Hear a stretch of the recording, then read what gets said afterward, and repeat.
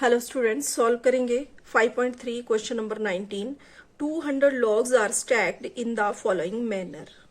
Question में एक figure दी गई है, तो यहाँ पर लकड़ियों के गट्ठे रखे गए हैं जो कुल मिला के हैं 200 लॉग्स। आगे है 20 logs in the bottom row. ये जो सबसे नीचे वाली फर्स्ट रो है इसमें है 20 लॉग्स। आगे 19 इन द नेक्स्ट रो, और ये जो दूसरी रो है इसमें है 19 logs. 18 in row next to it, और इससे आगे वाली ये वाली जो है इसमें 18 लॉग्स हैं। और इसी तरह आगे नेक्स्ट वाली में 17 है, उससे नेक्स्ट वाली में 16 है। तो इस तरह से इन लकड़ियों को अरेंज करके रखा गया है जो कि टोटल 200 है। In how many rows are the 200 logs placed. तो इस तरह की कितनी लाइन लगानी पड़ेंगी इन 200 लॉग्स को रखने के लिए। And how many logs are in the top row, और जो सबसे ऊपर वाली रो होगी उसमें कितने लॉग्स आएंगे। जैसे सबसे फर्स्ट वाली रो जो है उसमें 20 लॉग्स आ रहे हैं, सेकंड वाली रो में 19। तो क्वेश्चन है कि जो सबसे टॉप में रो बनेगी उसमें कितने लॉग्स रखे जाएंगे। ठीक है, तो सबसे पहले तो जो क्वेश्चन में हमें गिवन है, फर्स्ट रो में जो लॉग दिए गए हैं, first row is equal to 20 logs. First row में 20, second row 19 logs, third row 18 logs. ठीक है, तो इतना करने पर हमारे पास यहां एपी फॉर्म हो गई 20, 19, 18 एंड सो ऑन, जिसमें A1 हो गया 20, और D के लिए हम कर लेंगे A2 minus A1, that is 19 minus 20 is equal to -1। तो ये आ गया यहां पर कॉमन डिफरेंस। ठीक है, तो आगे हमें SN यहां पर फाइंड करना है। ठीक है, तो using formula we know that SN is equal to n/2, और यहां पर ब्रैकेट में आ जाएगा 2a प्लस स्मॉल ब्रैकेट में n-1 into d bracket close. अब यहां पर जो जो वैल्यूज हैं पुट कर लेंगे। n/2 एज इट इज आ गया, 2 इंटू a के लिए 20 प्लस n-1, और d के लिए आ गया -1 ब्रैकेट क्लोज। सॉल्व करेंगे, n/2 एज इट इज, इन दो को किया 40 हो गया। आगे यहां पर देखो प्लस, यहां प्लस दिया है लेकिन यहां -1 जो है वो n के साथ मल्टीप्लाई में है। तो पहले तो यहां इस तरह से हम लगा लेते हैं, -1 को n से किया तो ये हो गया -n। ठीक है, आगे माइनस इंटू माइनस, तो ये हो जाएगा +1 bracket close, big bracket close.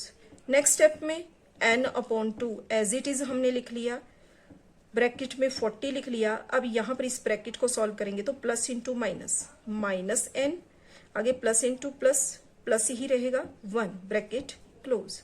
Next step में यहां पर n/2 एज इट इज हमने लिख लिया, और यहां 40 + 1, ये हो गया 41 -n ब्रैकेट क्लोज।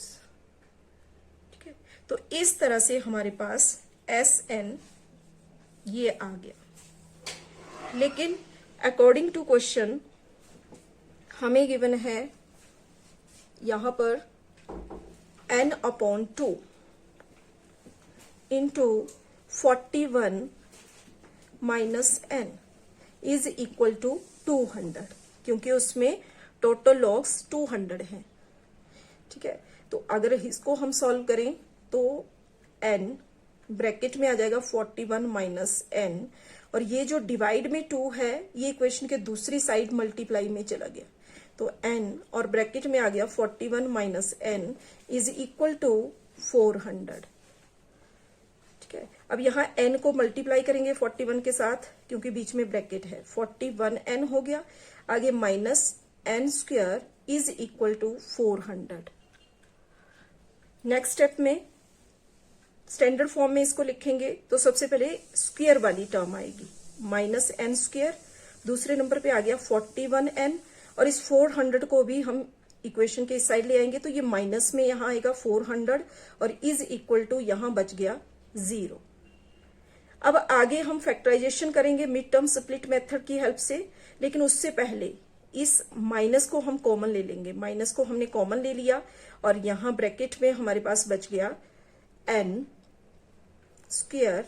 अब माइनस हमने कॉमन ले लिया है तो यहां पर -41n और यहां +400 is equal to 0। Next step में इस माइनस को हम खत्म करेंगे तो किस तरह से, n square -41n +400 is equal to 0।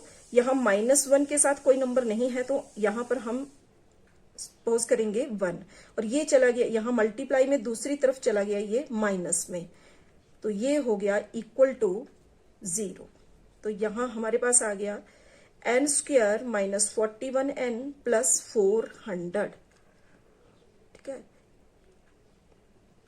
Is equal to 0। अब हम यहां मिड टर्म स्प्लिट मेथड की हेल्प से सॉल्व करेंगे।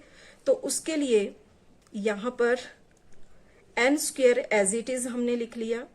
41 को -41 को जब हम स्प्लिट करेंगे तो यहां हमारे पास बन जाएगा -16n -25n +400 as it is, और यहां इज इक्वल टू हम लगा लेंगे 0।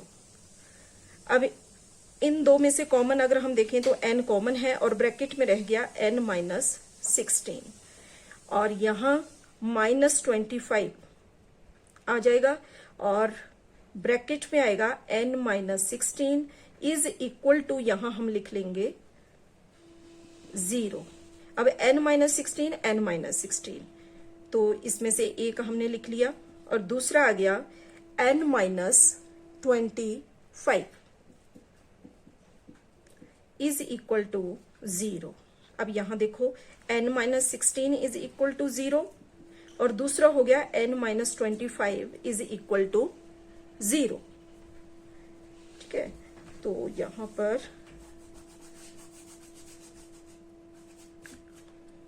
देखो n -16 इज इक्वल टू 0 हुआ तो n हो गया 16। अब इसी तरह यहां पर n -25 इज इक्वल टू 0 तो n हो गया 25। तो यहां पर n की दो वैल्यू हमारे पास आ गई, एक 16 और दूसरी 25, ठीक है। अब इन दोनों वैल्यूज को लिए यहां पर हम देखेंगे, जब हम दोनों वैल्यूज को हम पुट करके देखेंगे।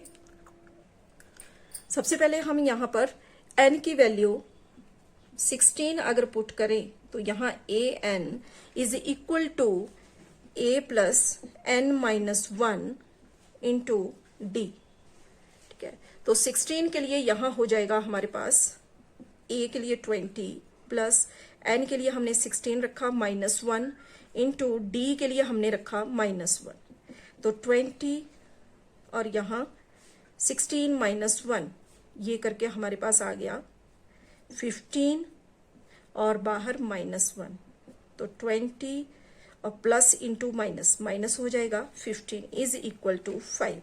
तो अब हमारे पास an बन रहा है 5, ठीक है। और जब हम n की वैल्यू 25 पुट करते हैं तो यहां पर an is equal to a plus यानी कि 20 प्लस n -1, तो 25 -1 इंटू डी के लिए -1, तो ये हो जाएगा 20 और यहां प्लस 24 मल्टीप्लाई -1, तो 20 प्लस इंटू माइनस यहां हो जाएगा -24 इज इक्वल टू -4, ठीक है। तो यहां पर जब हमने n की वैल्यू 25 पुट की तो हमारा an बना -4, तो यहां पर वैल्यू माइनस में है इसलिए इसको हम रिजेक्ट कर देंगे और हम लेंगे यहां पर n इज इक्वल टू 5, ठीक है। तो इस वाली वैल्यू को हम यहां सिलेक्ट करेंगे। तो इससे हमें पता चल रहा है कि जब नंबर ऑफ रोज जो होंगी वो होंगी 16 और नंबर ऑफ लॉग्स जो होंगे सबसे टॉप वाली रो में वो होंगे 5। तो यही हो जाएगा हमारा आंसर।